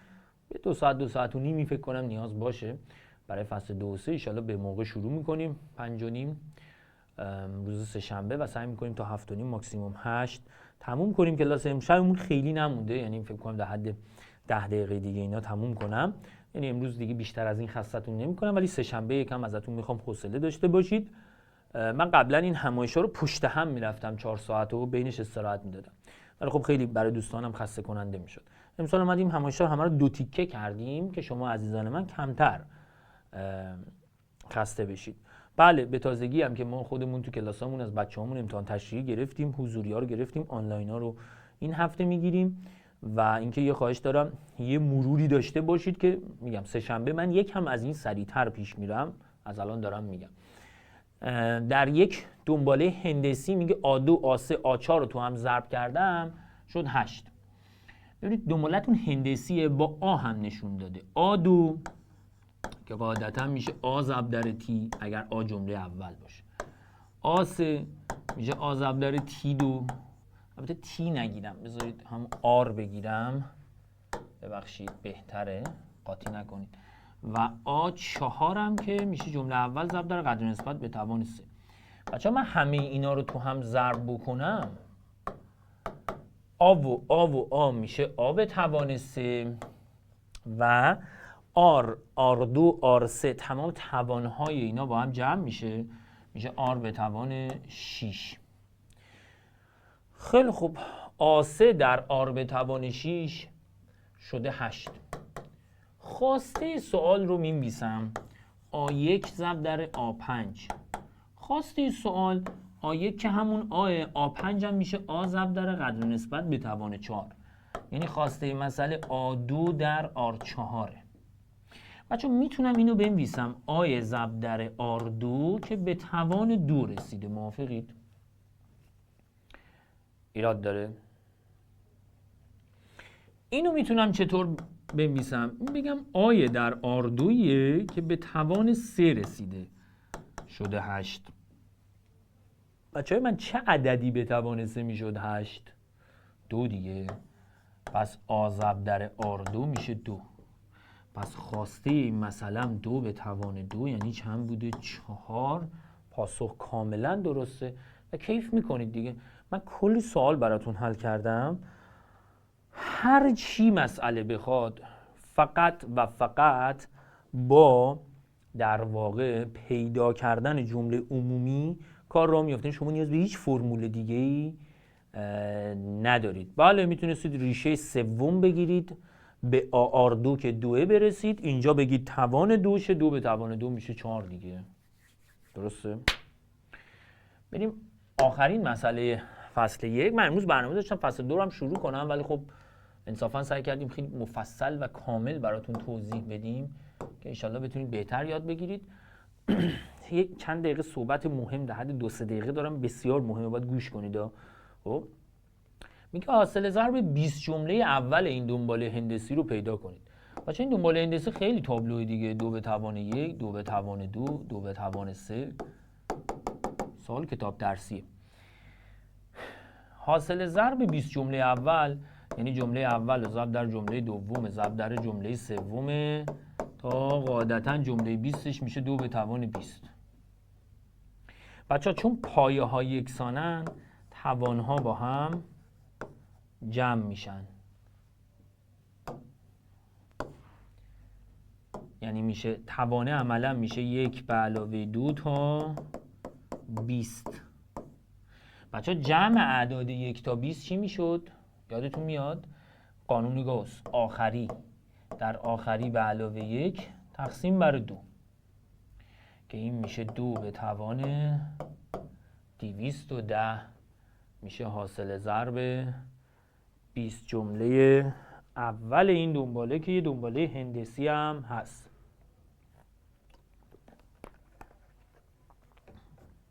خب سر فصل 2 میمونیم دیگه، شروعش نمی کنم، یه دفعه میذارم برای سه‌شنبه. باز خواهش میکنم یه مروری رو کلیات فصل 2 و 3 داشته باشید که یکم این دو فصل رو سریعتر میریم. نکات بسیار مهمم سریع بگم. خواهش میکنم چیزایی که راجع به امتحان ترم میگم رو گوش کنید و رعایت کنید. این یه مطلب، یعنی مدل نوشتن رو دقت کنید. در کلاس‌های این هفته ما دیگه اولا که کلاسی که نداریم فعلا، همین همایش‌ها رو داریم و بچهای حضوری که آزمون تشریحیشون رو گرفتیم، بچهای آنلاینمون هم این هفته جمعه آزمون تشریحی رو میگیریم در پنلشون ازشون، ولی آزمون دیگری نداریم. برای دریافت فایل ها دوستان شما کافیه که به تلگرام مؤسسه ویولاین مراجعه کنید. به تلگرام ویولاین، نمیدونم شاید تو پنلاتونم بذارن، خیلی حقیقتا در جریان نیستم، ولی قطعا در کانال تلگرام ویولاین دست‌نویس های من گذاشته میشه به اضافه کانال تلگرامی خودم. کانال تلگرامی خودم که هست @وفایی _مس، میتونید جوین شین دوستان، اونایی که عضو نیستید، چون مهمان امروز زیاد داریم ما. خدمتتون عرض شود که جزوه جلسه بعدم از دوستانم میخوام که بذارن، چشم، اینم سعی میکنیم انجام بدیم، جزوه خامو داشته باشیم. برای دریافت نسخه فیزیکی جزوه هم میتونید برید به سایت امیروفایی 6.ir و از قسمت فروشگاه جزوه فیزیکی رو هم برای خودتون سفارش بدید و حالا هر جایی که هستید میتونید در واقع پستی هم با پست جزوه رو بهتون بدن. دوستانی هم که سفارش دادن فکر میکنم قرار بود تا فردا پس فردا کار پست جزوه ها انجام بشه. اونایی که تا این لحظه انجام دادن حتما این موضوع رو هم پیگیری میکنم که حالا دوستانی که بعضی از دوستان پستی که گویا گرفتن الان میگن بعضیا از همینجا فیزیکی گرفتن، برای بقیه هم ارسال میکنیم. ببینید این پوینت بسیار مهمی هست که میخوام بگم. ببینید ما خب جزوه دستنویس رو آخرشیم، جزوه دستنویس رو که بهتون میدیم، اما جزوه فیزیکیمون یه ماجرایی که دارد اینه که یه سری تمرین‌های بیشتری هم داره توش.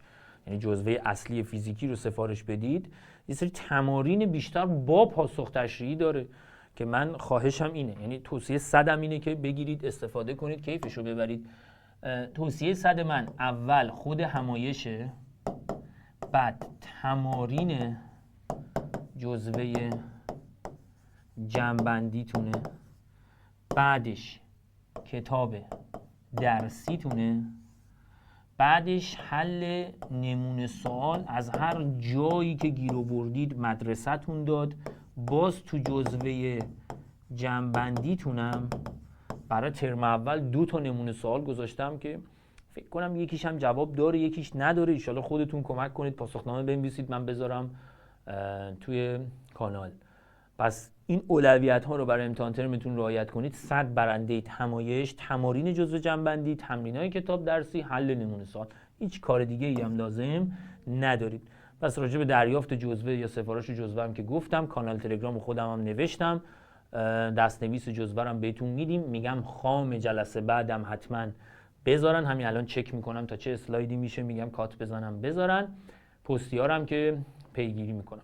حالا جزوه معلماتون رو مرور کنید، جزوه خود بچه‌ای که شاگرد منن، جزوه خود ما رو نگاه کنید، کار تستی بکنید. من مینیمم ممکنه کاراتون رو گفتم، قطعا میتونید به جبران عقب افتاده هاتون بپردازید و خیلی کارهای دیگه.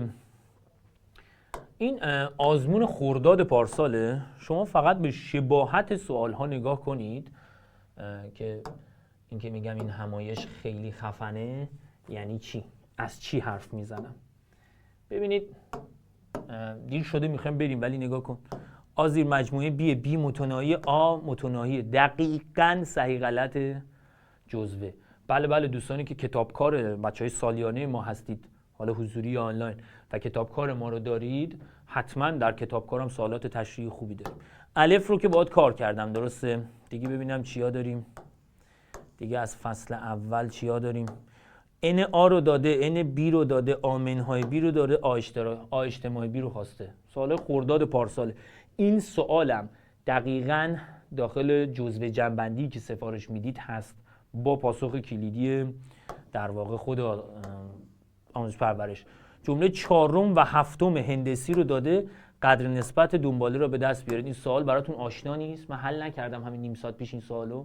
2 جمله دنباله هندسی رو دادم، قدر نسبت و جمله اولش رو خواستم. فقط شباهت‌ها رو ببین دیگه، انصافاً شباهت‌ها رو ببین و فکرم نکن من بعد از در واقع خرداد 403 نشستم دستکاری کردم. نه، همون جزوه که پارسال هم ما کار کردیم، حالا 2 دونه سوال بهش اضافه کردیم. دیگه سوالی از فصل اول نداریم. تقریبا همین 2-3 نمره بود که عیناً تو جزوه کار شد و من به شما قول میدم تمام 20 نمره امتحان ترم 1 و ترم 2 تون رو ما در جزوه کار میکنیم. فایل که در تلگرام من نیست دیگه، گفتم میذارم فایل رو دیگه. هر چقدر کیف کردی، انرژی بردی، تو چت واسه من بنویس بریم. دمتون گرم. کیف کردید انشالله.